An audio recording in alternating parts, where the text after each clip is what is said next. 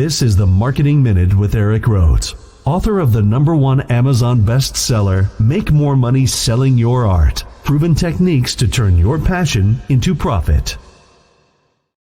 I want to tell you guys that you can send your questions to me, eric@artmarketing.com, or you can come live on the podcast during the Marketing Minute to ask your questions. The other thing is I'm doing Marketing Mondays now for my YouTube show, Art School Live. It's on YouTube and Facebook, and I'm answering questions there. And a lot of people are on there live too. So there's a lot of options on Art Marketing and more to come. I wonder what that means.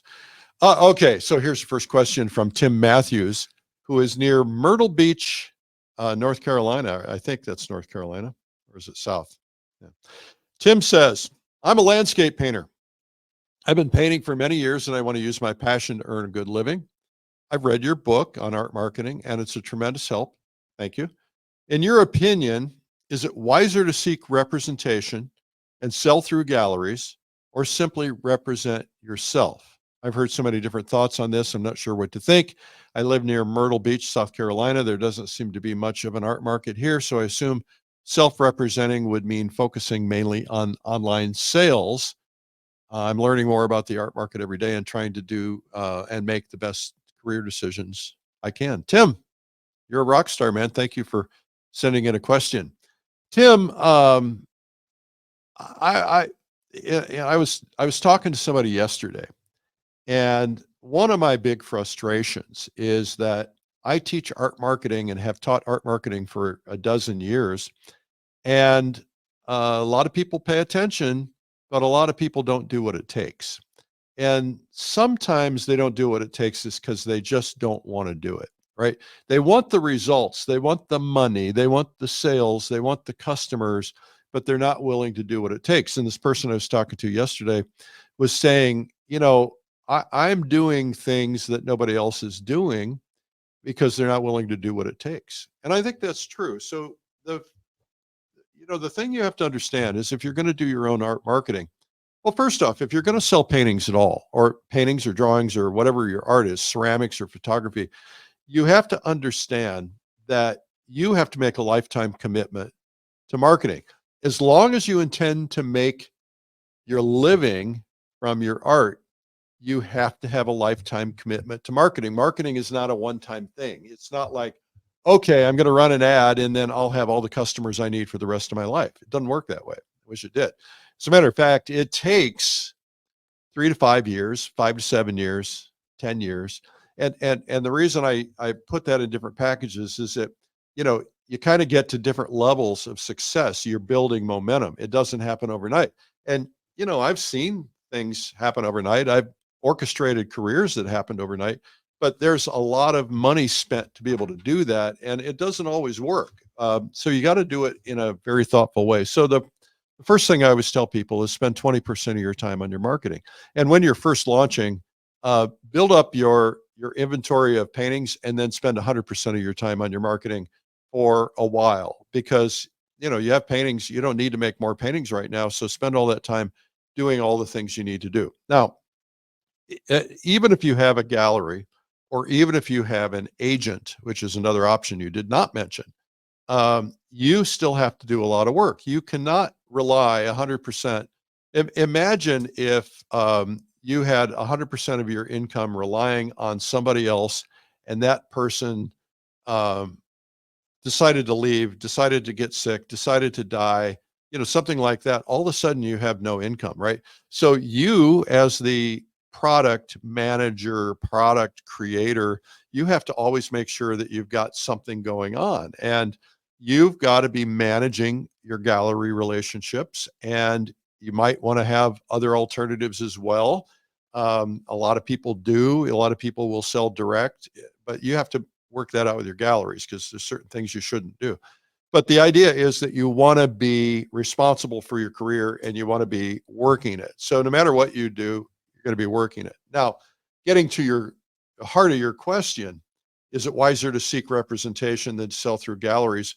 I think the first thing is you know yourself. You know yourself, and am I going to be disciplined enough to do what it takes?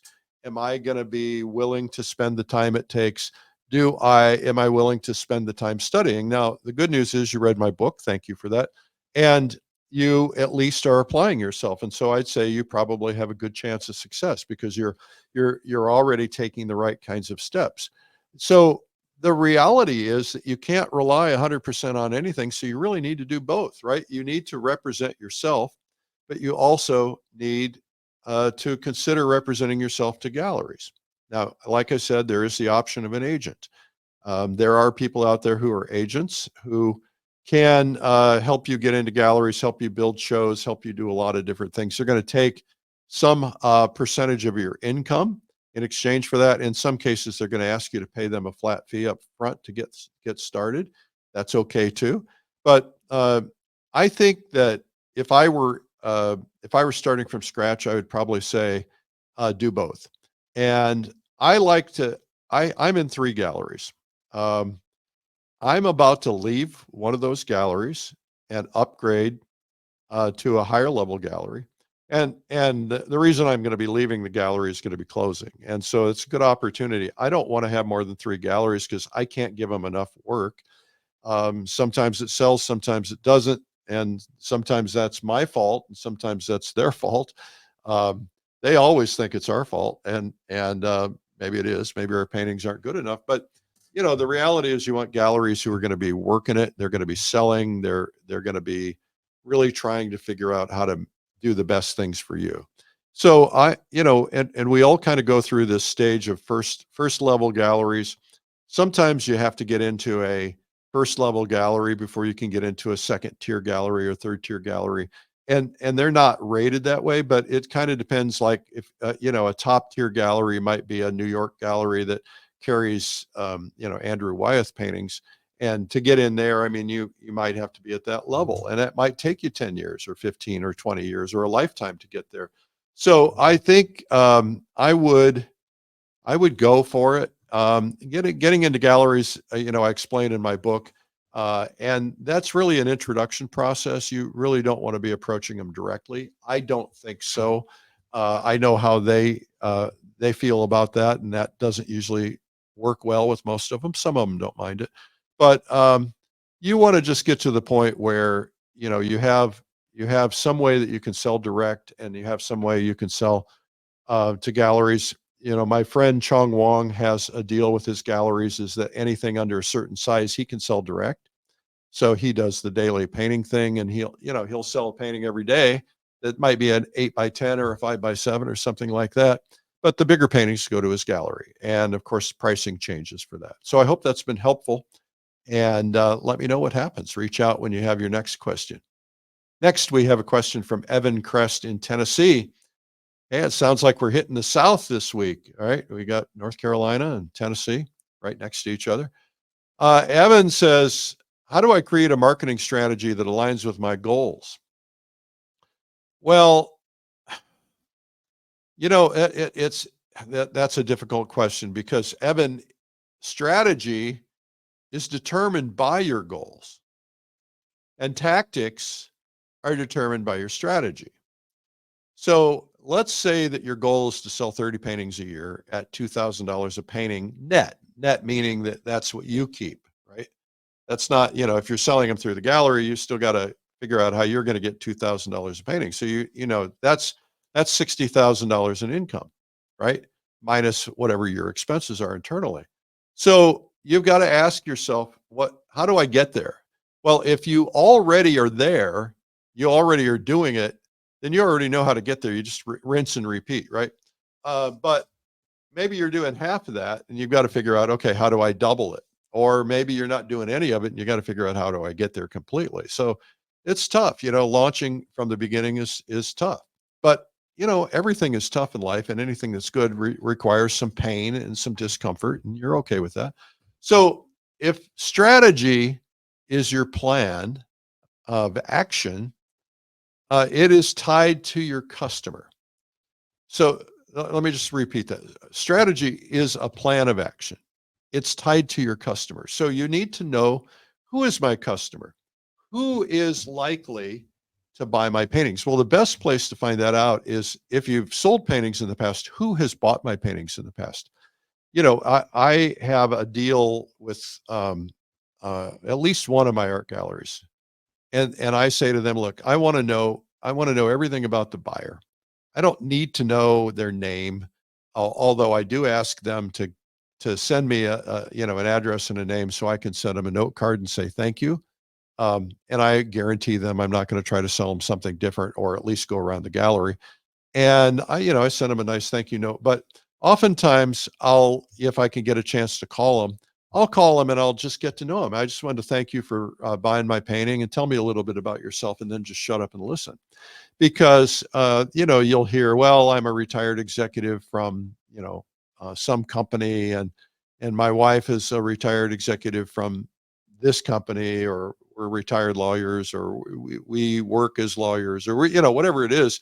And you try to get a little information, like, what is it about the painting that they love, and where is it going to hang, and what is it about them, and then if you talk to 5 or 6 or 10 or 20 customers, you're going to start looking for patterns. Is there anything in common? Well, the one thing in common is, it seems to be the people who buy my paintings all seem to be over 50, and they all seem to be professionals.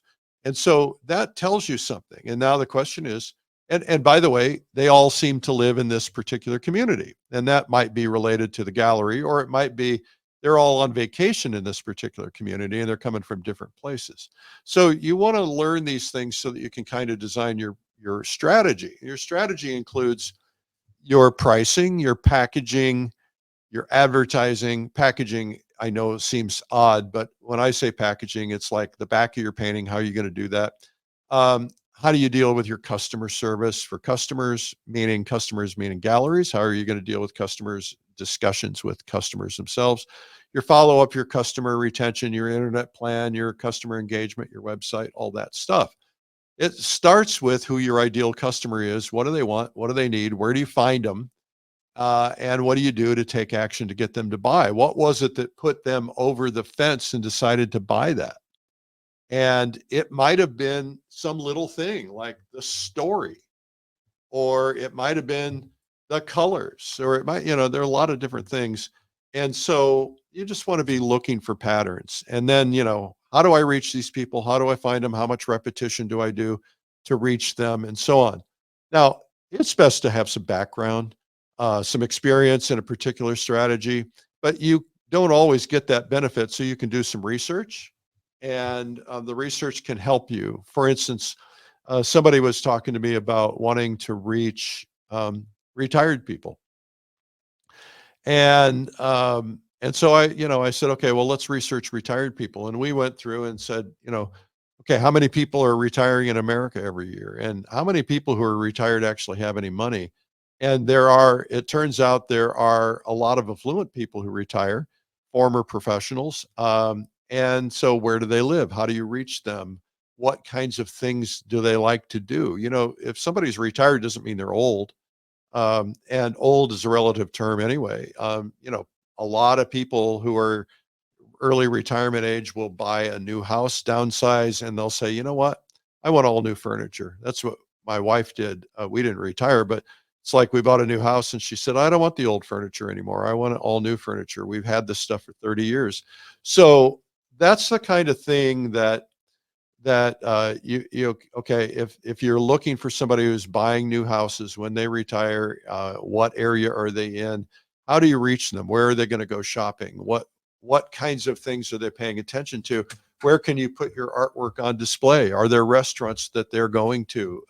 If they're high-end restaurants, then regular retired people who are on fixed incomes and don't have any money aren't going to go to those high-end restaurants. So be in the high-end restaurants where the money is, or in the country club, or at the golf club, or wherever. So try to figure out where people are and where they want to go. Now, I had an artist, he told me, my strategy is to help people who could not normally afford paintings, but I want them to own my artwork because I can't afford paintings.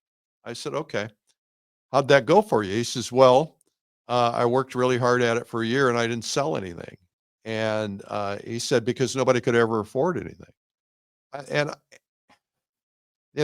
I wanted to tell him, I probably did tell him actually, And I think the idea here is there's an old philosophy, and the philosophy is stand in the river where the money is flowing. If Tony Robbins said something like this, I was on stage. I mean, he was on stage, and he said, no matter how good you are, no matter how smart you are, no matter how good your product is, if you are serving a declining market, or if you're in an area where nobody buys it, imagine that you're selling heaters, portable heaters in, I don't know, Mexico or Tucson or something. Your chances of people needing portable heaters is going to be slim. It's kind of like the idea of selling ice cubes to Eskimos, right? So I think that you want to look for places. So this guy needed to stand in the river where the money is flowing. Once he switched his mindset to, they don't have to be like me. They just have to be people who love my artwork and want to buy it. Well, that changes everything.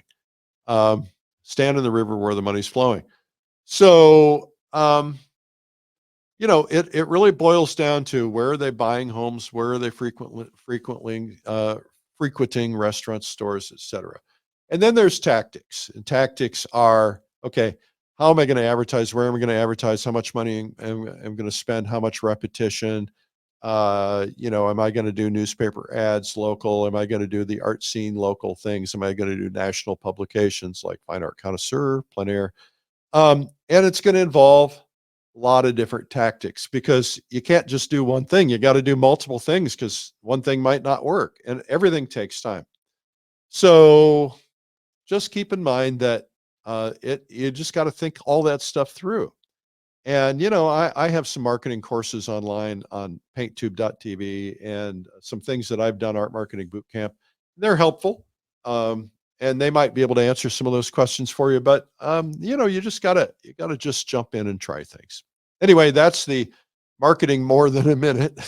I hope it helps. This has been the Marketing Minute with Eric Rhoads. You can learn more at artmarketing.com.